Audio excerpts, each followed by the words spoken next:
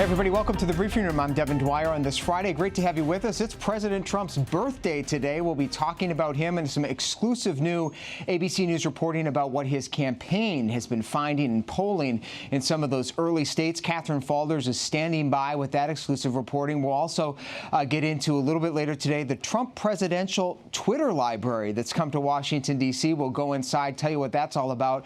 But we start. The full politics team is here today because the debate stage is set for the first night where all things 2020. Guys, I can't believe we're down to this first debate. We're getting out of the gate. Johnny Verhoeven, our political reporter, Molly Nagel, Cheyenne Hanslick. Great to see you guys. You've been out working the trail.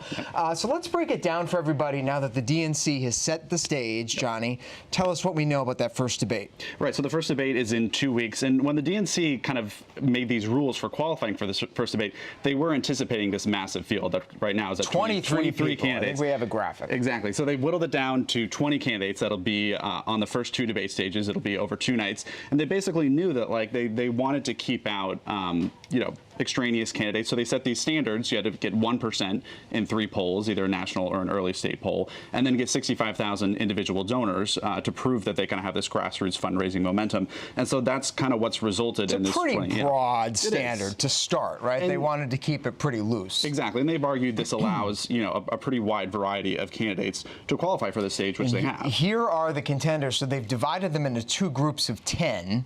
And then NBC News, which is hosting the first debate in Miami, has grouped them into night 1 and night 2. 2-hour events both nights in prime time. And here we see the first night. You're looking at the second night. Bernie Sanders, Biden is in the second night. Buttigieg is in the second night. But let's just, before we move on to kind of digging in on this, Johnny, tell us how they sorted the 20. What was the criteria for parsing them night by night? Right. So the DNC knew that they were going to have kind of these different echelons of candidates, and they wanted to separate and make sure that you didn't have all the high polling candidates grouped on one night. So they separated out if you have gotten 2% or more average polling up until now, you'll be separated into 2 different groups, and that's kind of how they whittled it down. And they chose at randoms. Campaigns literally checked slips of paper, and the DNC earlier today, actually at 30 Rock in New York, picked these 2 debate stages. All right, so much attention's going to be on the first night. Let's put up for everybody again that first night crowd. Cheyenne Hanslick covers Elizabeth Warren's campaign. She's sort of the big name, if you will, on the first night. A lot of people talking, Cheyenne, about how this is really her night to own. She's kind of the big dog, at least in the polling on that stage. Yeah, definitely. And we saw a tweet from her earlier. She said, I'm looking forward to the first debate. And she said specifically she's looking forward to discussing her plans for big structural change in this country. And I think what she really means by that is she's looking forward to really trailblazing on that stage in the first night and laying out policy after policy on a lot of these topics that she's come out at the forefront of addressing in the field. And there's a lot of candidates on that stage with her, but not many who can compete toe-to-toe on all of these different issues that she's addressed. She set the bar very high with specific policy proposals. I guess there's sort of a pro and con, Johnny. You've covered a lot of these debates. On the one hand, she'll have that night to sort of shine in the spotlight. On the other hand, her direct competitors, the people like Joe Biden, who Molly covers, won't be there to go head-to-head. She doesn't get to kind of make that direct contrast. Is that good or bad for her campaign? I mean, I think it's good from the perspective of she will kind of have this one night to own. But what's interesting is on that night, you also have 3 candidates who are kind of the more moderate strain in the primary. You have Amy Klobuchar, John Delaney, and I believe Tim Ryan, who are also going to be on that stage with Elizabeth Warren. And Delaney went after Warren on The View earlier this week, kind of trying to draw that contrast. So I wouldn't be surprised if you saw that happen again. All right, let's dig in on night 2. Let's take a look at night 2. I'm calling it the B night, not just because it's the second night, but because we've got Bernie, Biden, and Buttigieg, 3 of the big top dogs, along with several other first-rate candidates there. Justin Gomez joins us from New York. He covers the Buttigieg campaign, among others. Let's start with you, Justin. How are they responding to this? How's the Buttigieg team feeling about being grouped with Biden and Bernie? Well, so far we've seen a campaign email that he sent out to his donors.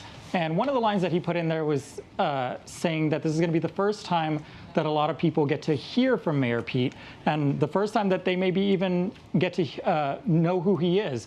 So we've heard him say this on the trail before, that he's a relative newcomer to politics on the national scale. So this will be his chance to make his case for why he should be president, lay out his policy platforms, and introduce himself to the country.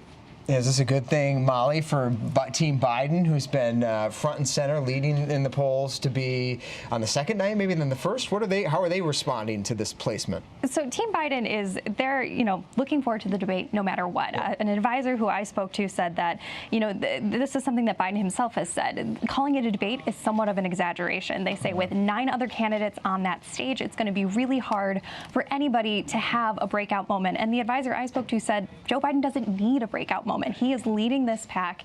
It seems pretty obvious that a lot of the attacks might be pointed at him in this debate when you're looking at the 9 other people on the stage, in particular Bernie Sanders. Yeah. So Biden knows, I think Biden's team knows that they're going to have a target on their back for this, but they're looking forward to it. They're ready, and they know that they're not going to get into the substance of this debate. A lot of attention on this first debate. People are sort of eager to see this thing get going. It'll be a novelty to having a two-time debate night, but it's hard to see how 10 candidates on a stage are actually going to throw any jabs or draw any lines, right, guys? And one Democratic aide I spoke to from one of the campaigns told me that it's going to be a toss-up, a calculated risk of whether or not you attack Biden and how hard you hit him. He's a very popular Democrat. He's a former vice president. So that's going to be something that a lot of the candidates have to put through their minds, but not Elizabeth Warren. Yeah. So. Yeah. And Justin, let's go back to you in New York. You're just fresh back from several days out on the trail. How are voters? You've been talking to a lot of people out there. How are Democratic voters feeling about these debates? Do you get the sense in talking to folks out there, especially in the key states, that they are putting a lot of weight on these debates? Yeah, they're very excited to hear from the candidates themselves and in this one big platform.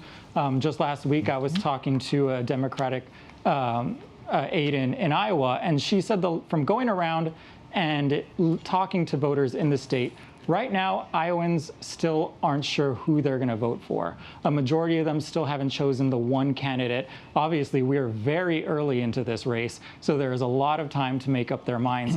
But she said compared to 2016, the majority of them had already made up their minds on who they're going to vote for. So this time around, they're still wanting to hear from every single one of them.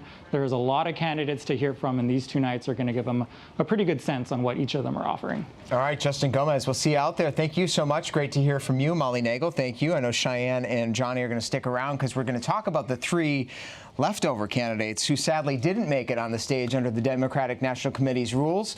Steve Bullock of Montana. Who else? Seth Moulton of Massachusetts. And then Wayne Messam. And Wayne Messam didn't make it. We caught up with Steve Bullock a short time ago to ask him what he feels like being excluded from the first debate. Here it is. I want to ask you about some big news the past 24 hours on the debates. The DNC has declared who will be in, who will be out. Unfortunately, you're one that the party has said didn't qualify under the rules, which are 65,000 donors, 1% polling in 3 major national polls. Are you going to contest that? Are you going to fight to get on that first stage? Look, I'm sure disappointed in what the DNC did, because this is about making room for someone that actually won in a Trump state, that's been able to get progressive things through our Republican Party, or with the Republican legislature, and also represents and works in rural areas. It's one of those things where those are places that we as a party can't overlook. You did put out a new ad today, which was kind of tongue-in-cheek. You called them horse, which we can't say on the air, but it sounds like you don't agree with the way they've set this up. Well, I think that, look, it's been a moving target in as much as what would be qualifying polls. It's been a moving target to a certain respect, but it really is, I mean, you're a former distance coach, right? This isn't a sprint. This is a marathon. We still have 200, or it's a little bit of a steeplechase with putting some of these obstacles up. But this is, we still have like 234 days before the first voters express their preferences. And I'll continue to do exactly what I've been doing, is both meeting with donors and talking about it. Really, every time that I've gotten elected in Montana, I've tried to put people over sort of the politics and the political games. And that's where I've been all the way along. I think that's how I won 3 times in Montana. I've got to believe that this is deeply frustrating to you, even though you are one of the last to get in the race. You had a job to do. As you say, the legislative session didn't wrap till recently. I mean, people want to know, though, how can you beat Joe Biden, some of those other frontrunners, if you can't get on that stage? Well, I think we still have quite a ways to go. And it's, the rosy spin is, well, this is what it is, and I can only control those things in, what I can control. But it really, I'd make the same decision. And I think that, we still have quite a ways to go in this process. So how do you turn things around? How do you jumpstart these next few weeks so you can get on that second stage? Are you charting a strategy to target specific groups? Are you seeking out certain donations? Are you going to launch a new messaging campaign? What's in store to jumpstart this? Everybody that goes to stevebullock.com that's listening to this, that sure helps. And doing a lot more talking with folks like you along the way, Devin. I couldn't be on national television and everything while I was trying to get everything done in Montana, but I think there's still plenty of time here. All right, a pretty rosy spin on this, Cheyenne. I mean, he's a very optimistic guy, but very long odds to come out of this first debate. A lot of attention, a lot of momentum. He kind of entered the race late. But you get the sense that he is eternally optimistic about this. Yeah, absolutely. I think there are some interesting dynamics to not making this debate from the perspective of someone like Bullock or Moulton, who entered late. But the one question I have is, what about those missed moments that could help you break through and give you some moment where you go viral and you gain traction with people who didn't know about you before? I think that would be advantageous to these candidates who don't have high name recognition. I also think that they make a good point when they say that they're not concerned. That has merit. We are so early in the election here, and I think that Bullock and Moulton have said you got to be persistent about this race, and I think that's what he was saying when he was talking about 200 and some odd days before getting out there for the first Iowan voters, and when he says that he's going to be out on the trail instead of at the debate, the point is that voters are going to decide the election and not the debates. You might not have a chance. You might have 3 minutes. Let's not forget 2007. When a young, unknown Illinois Senator Barack Obama came out of nowhere and surged to the front. Who was leading at this point in the polls in cycles past? Rudy Giuliani, Ben Carson. Exactly. So you just really don't know. And for someone like Bullock, he does have a pretty good resume as a red state governor. So you never know if there is going to be a different chance for a breakout moment. But he's certainly capitalizing on this increased attention right now. Absolutely. This is one of the better things to happen to their campaign thus far. And we saw the campaign ad they released this morning, but they have been out there doing a lot of interviews talking about this issue. Voters who support Bullock are riled up. You saw Jock in the video that we just watched, the campaign ad. He's annoyed at the DNC, and Bullock's point is to the DNC, don't repeat the mistakes of 2016 and not connect with these voters who want to be heard. There are a record number of candidates ahead of him even, and there have been an ample number of opportunities to hit 1% in the poll. 23 polls would have been qualifying polls. It's a lot of polls out there, so he certainly has a lot of work to do. So does Moulton and Messam, and he did have some work there. So interesting to watch the field. It would be great to see all of you in Miami in just a couple of weeks. Johnny, thanks so much. Cheyenne Haslett, thank you so much. Well, it's not just the Democratic candidates. We're going to change our cast here and bring in Catherine Faulders, who covers the Trump campaign, because as the president gets ready to kick off his re-election campaign next week in Florida, the official start of the Trump 2020 campaign, ABC News has exclusively gotten a look at the campaign's internal poll conducted in March that show the president is losing in a matchup with Joe Biden by wide margins. Catherine Faulders is here. You got these numbers, Catherine, from the campaign. This is just breaking right now. This is Trump campaign internal polling. Yeah, so we obtained these numbers from our sources that, surprisingly, the campaign then confirmed to us when we presented them with this data. You see, there are 2 states where Biden has a double-digit lead over President Trump in Pennsylvania and Wisconsin, and then Florida, he's up by 7 points. We also have data from Texas that shows the president only leading by 2 points in that Republican stronghold state. We should just stress what's unusual about these poll numbers is that they were conducted by someone the president paid to conduct the poll and is typically not for public release. Is that right? Yeah, exactly. These are the internal polls that they do to gauge how they're doing in these particular states, these battleground states. Though I will note that these polls are a couple months old. They're from March. But look, the campaign, yes, and we know that this poll was in the field from March 15th to the 28th. Why did these come out? Why would these have been leaked? Do we have any sense? Well, we've been working on this for a long time because stories came out last month about the numbers. numbers, that they weren't good. But look, the campaign denied that at the time. We had reporting that said that we had reporting about the existence of these numbers.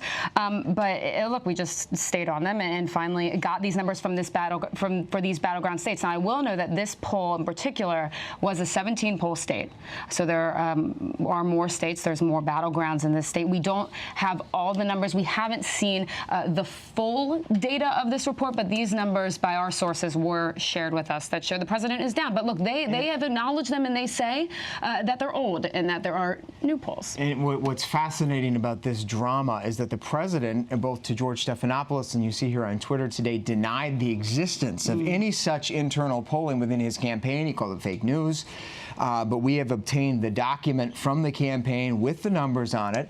Aside from the fact that it does show the president struggling in key states, it does also signal, Catherine, some internal turmoil in the campaign, miscommunication perhaps, a lot of different dynamics there that we saw back in 2016. Sure. I mean, I think it's striking here that the campaign has gone out of their way to deny these reports last month that they even existed. And look, I think that we presented them with data that we had obtained that they say was leaked numbers. They're calling them ancient, months old. But look, they're acknowledging that they exist. So I know the president is saying that there are fake numbers, but surely, you know, he's seen these now. And you'll be down in, the whole team will be down in Florida next week for the president's official kickoff. The vice president, first lady will be there. This is expected to be quite a large event, a typical Trump campaign rally with some additional flair, we understand, to come. So stay tuned for that here on ABC News Live.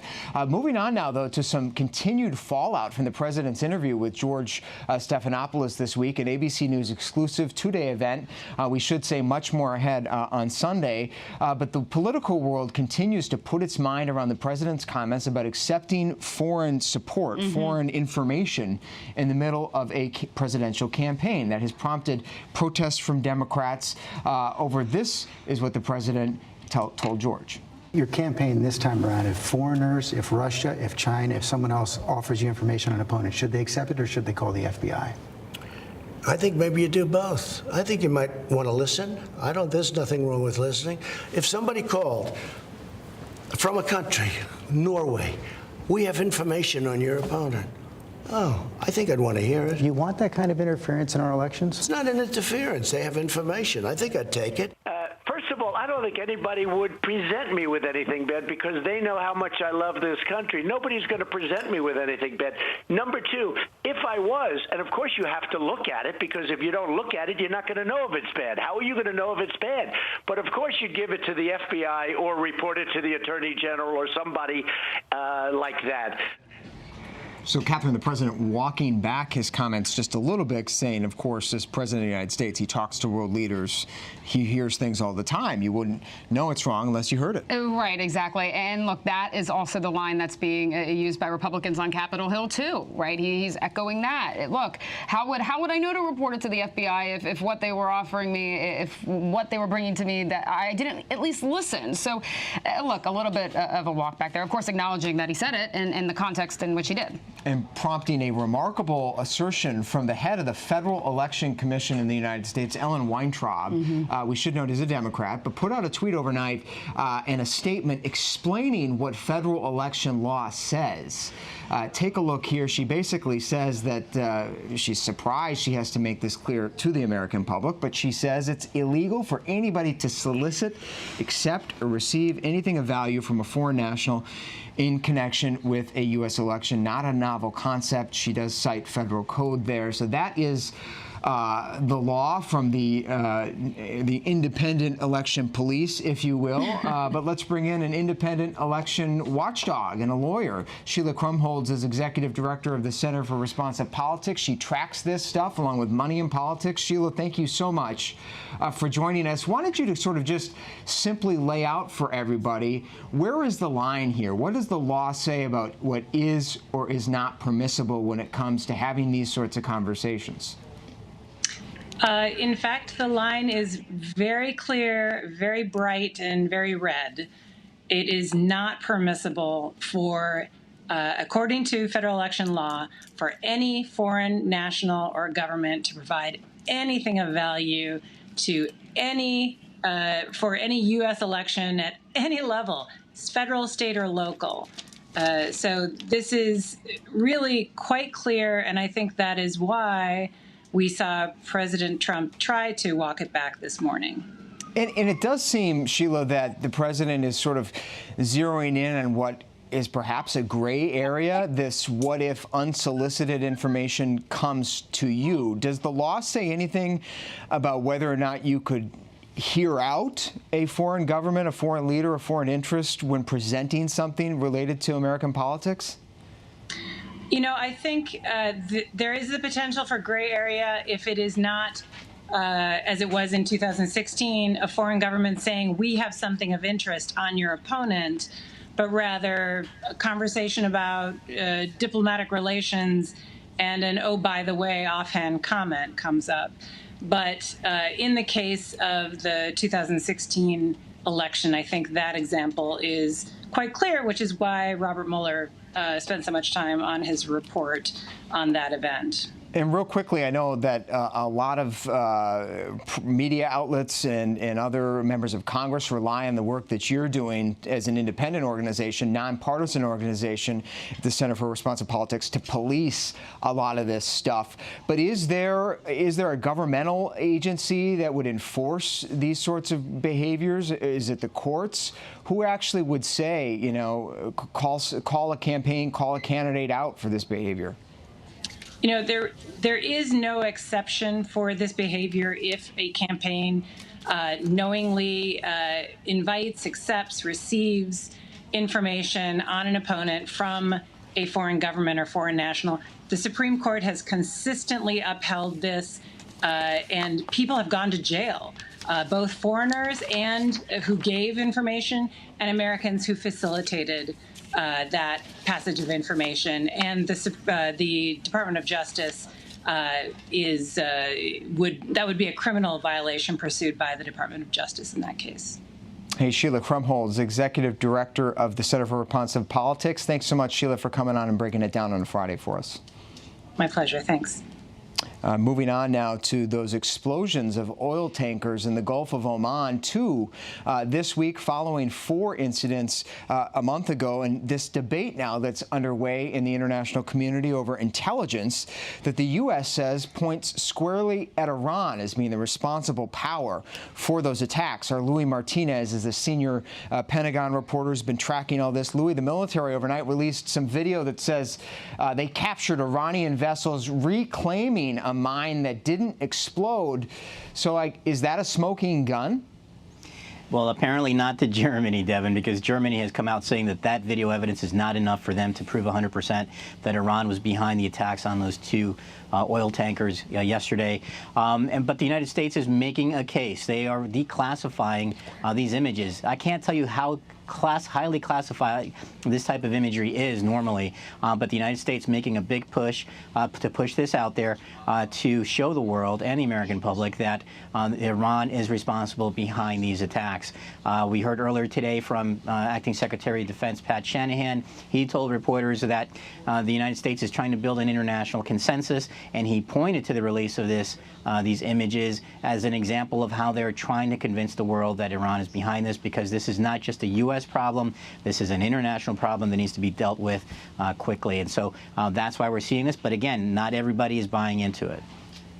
Not yet, at least. And the U.S. also sort of sending a bit of a mixed message, saying they don't want a conflict, but conflict is possible. They were open to talks. So we'll see where this goes over the weekend. Louis Martinez, we're out of time. Thanks so much for your reporting, Louis. Have a good weekend. Finally today, Donald J. Trump, on his birthday, his Twitter presidential library has opened here in Washington, D.C. It's something of an unusual occasion. It's sponsored by Comedy Central and The Daily Show with Trevor Noah. And our producer, Erica King, went over there today. She got a close look at what this thing is all about. So tell us, this is the presidential Twitter library. Erica, you got to look. What is it? It was such a lighthearted event, and they wanted to make sure, they've been traveling across the country launching this event, but they wanted to make sure they were here in D.C. to help celebrate the president's 73rd birthday. Let's take a look.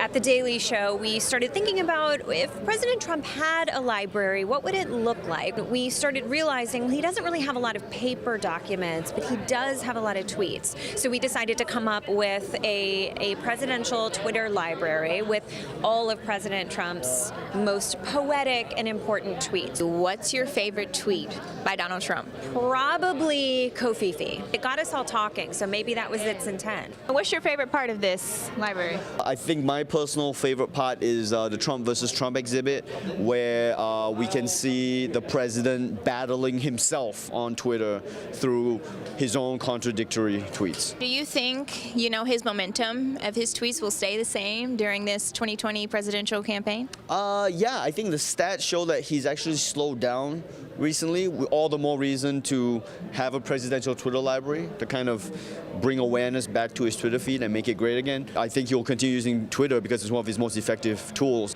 You think he's going to come? Yeah, I hope he comes down for sure. We welcome him with open arms, and please, Mr. President, come on down to your own Twitter library. We'll see if the president stops by there. He's obviously been skewered by Comedy Central as well, and I'm not sure he's so hot on that, but great to see them resurrect Kofif. Kofif? Yeah, Kofefi? Kofefi. One of the best Kofefi. tweets. What was the best thing you saw there? A golden toilet. A golden toilet? They had a golden toilet.